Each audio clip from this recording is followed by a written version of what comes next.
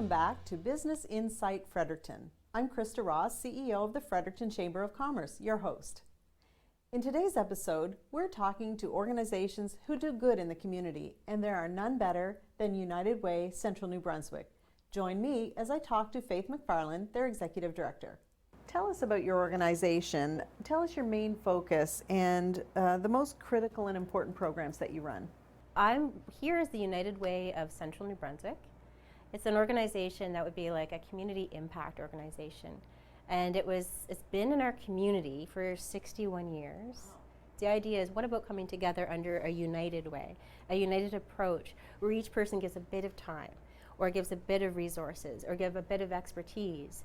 And so what a united way does is it brings all of these different concerned stakeholders and individuals together. So what area does United Way of Central New Brunswick cover?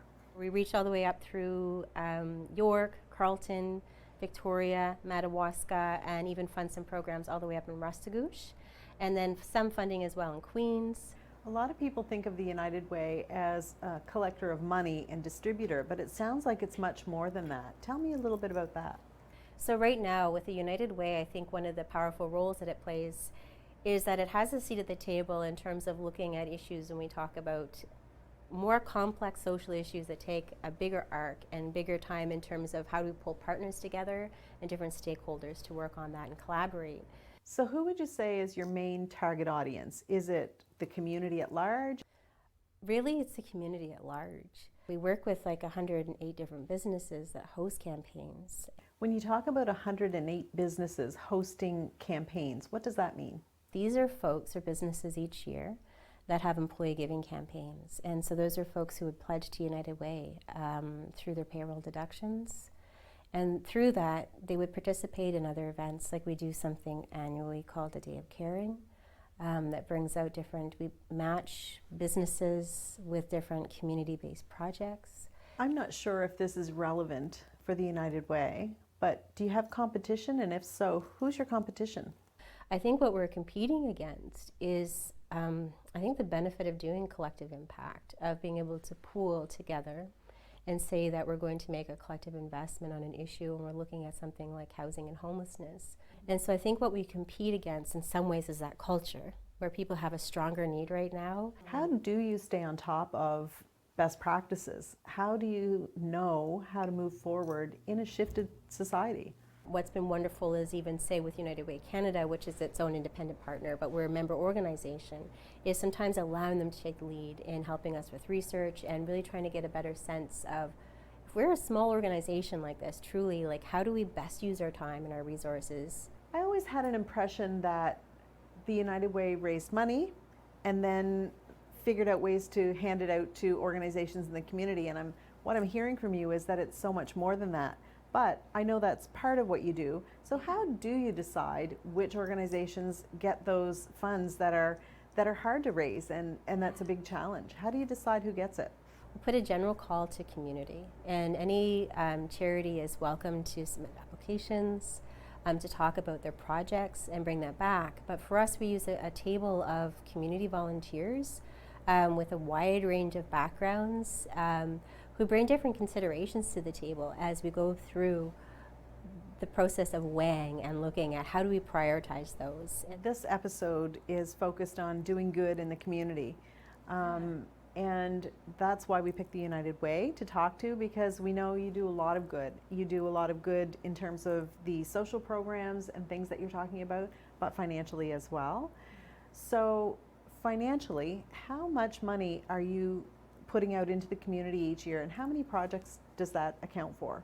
Traditionally, pre-COVID, it would have been like about, really in terms of like a community, what we all pulled together as our region is about 1.36 million.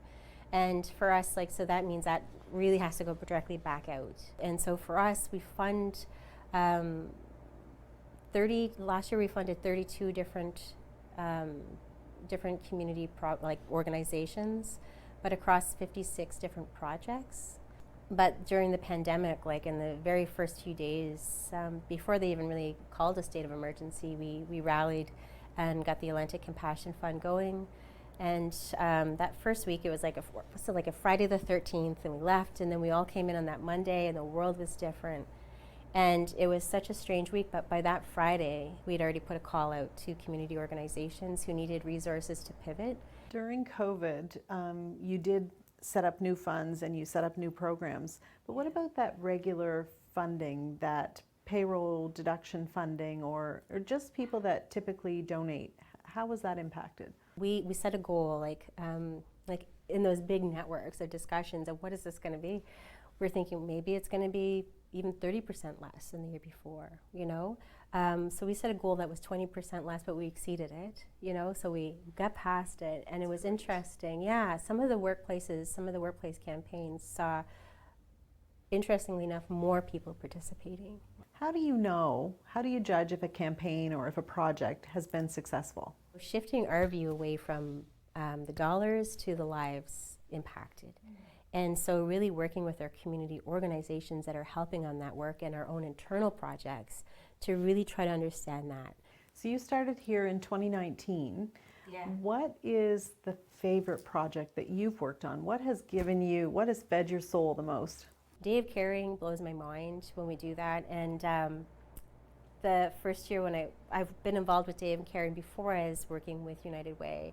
But it's impressive to see, 300 volunteers across like 30 different sites working on different projects. Are there unique challenges that you face that other organizations or businesses don't face? Absolutely. It's important work. It's very varied, but quite often we look at how when people are working, let's say, in mental health or crisis services, working with children. Often these are folks who are some of the lowest paid in society, doing some of the most complicated, meaningful work. And so I think it's often undervalued. We've talked a lot about the work that you're doing and how it operates and the volunteers that you have and so on. It really leads me to the question that I think people who are watching this will be asking, what can I do? So if somebody's watching this today and they want to know how they can engage, what can they do? One of the initiatives we support is Connect Fredericton, and that is a database and a portal where we ask different community partners where they're able to put online if they have needs around their board, if they have short-term volunteerism or long-term volunteerism. Right there, I think it's difficult sometimes to know where do I get started. I would ask, if someone has a bit of a passion, connect right there and see what's available. And the other piece that's really important is to stay informed.